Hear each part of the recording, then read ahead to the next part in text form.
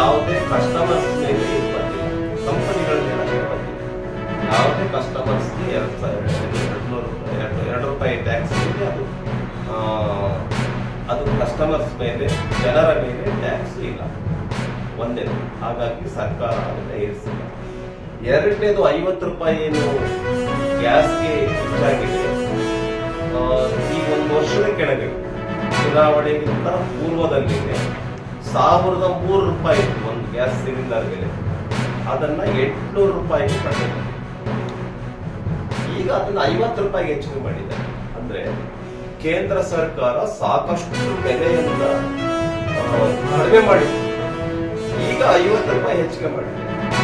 ಈ 50 ರೂಪಾಯಿ ಹೆಚ್ಚಿಗೆ ಮಾಡಿದ್ರು ಕೂಡ ಅದನ್ನ ಮತ್ತೆ ಜನರಿಗೆ ಕೊಡ್ತಕ್ಕಂಥ ಅಭಿವೃದ್ಧಿಯ ವಿಷಯದಲ್ಲಿ ರಸ್ತೆ ಕಾಮಗಾರಿಗಳು, ರೈಲ್ವೆ ಕಾಮಗಾರಿಗಳು, ಶೈಕ್ಷಣಿಕವಾಗಿ, ಸಾಮಾಜಿಕವಾಗಿ ಎಷ್ಟು ಅಭಿವೃದ್ಧಿಯ ಕಾರ್ಯಕ್ರಮಗಳನ್ನ ಕೇಂದ್ರ ಸರ್ಕಾರ ಹಾಕೊಂಡಿದೆ ಅನ್ನೋದು ಜನತೆಗೆ ಗೊತ್ತಿದೆ. ಆದ್ರೆ ಇವ್ರು ಏನ್ ಮಾಡ್ತಾ ಇದ್ದಾರೆ, ನೈತಿಕತೆನೇ ಇಲ್ಲ ಅಂತ ನೈತಿಕತೆನೇ ಇಲ್ಲ ಅಂತ. ನೈತಿಕತೆ ಅವ್ರಿಗಿಲ್ಲ. ಎಷ್ಟು ವಸ್ತುಗಳ ಬೆಲೆ ಏರಿಸಿದ್ವಿ ನಾವು.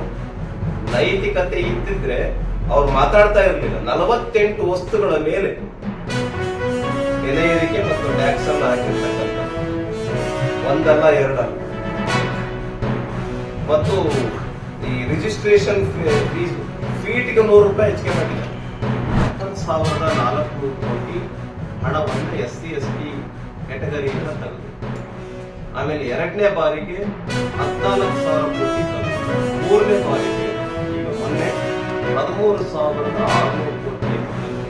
ಒಟ್ಟಾರೆಯಾಗಿ ಹೇಳೋದಾದ್ರೆ 38,800 ಕೋಟಿ, 39,000 ಕೋಟಿ ಹಣವನ್ನ SC STಗಳ ಹಣ ಏನು ಮೀಸಲಿಟ್ಟಿದ್ರು ಅವರ ಅಭಿವೃದ್ಧಿಗೋಸ್ಕರ, ಅವರಿಗೆ ಬೋರ್ವೆಲ್ ಹಾಕೋದಕ್ಕೆ, ಶಿಕ್ಷಣಕ್ಕೆ ಸಹಾಯ ಮಾಡೋದಕ್ಕೆ, ಹಾಸ್ಟೆಲ್ಗೆ ಸಹಾಯ ಮಾಡೋದಕ್ಕೆ, ಅವ್ರ ಕಾನೂನುಗಳ ಅಭಿವೃದ್ಧಿ ಮಾಡೋದಕ್ಕೆ, ಸಮುದಾಯ ಭವನಗಳನ್ನು ಕಟ್ಟಿಕೊಡಕ್ಕೆ, ಜಮೀನಿಂದ ಇದ್ರೆ ಜಮೀನು ಕೊಡಿಸೋದಕ್ಕೆ, ಬೋರ್ವೆಲ್ ಇಂದ ಇದ್ರೆ ಬೋರ್ವೆಲ್ ಹಾಕಿಸ್ಕೊಡಕ್ಕೆ, ಅವರಿಗೆ ಬೇಕಾಗಿರ್ತಕ್ಕಂಥ ಕಾರ್ ಲೋನ್ ಕೊಡೋದಕ್ಕೆ, ಬೈಕ್ ಲೋನ್ ಕೊಡೋದಕ್ಕೆ, ಮನೆಗೆ ಸಹಾಯ ಮಾಡೋದಕ್ಕೆ, ಈ ತರ ಹಣ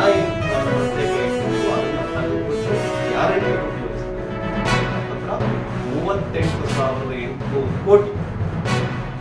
ಅಂದ್ರೆ SC STಗಳ ಮೇಲೆ ಒಂದ್ ರೀತಿ ಲೂಟಿ ನಡೀತಾ ಇರುತ್ತೆ ಅವರ ಹಣವನ್ನು.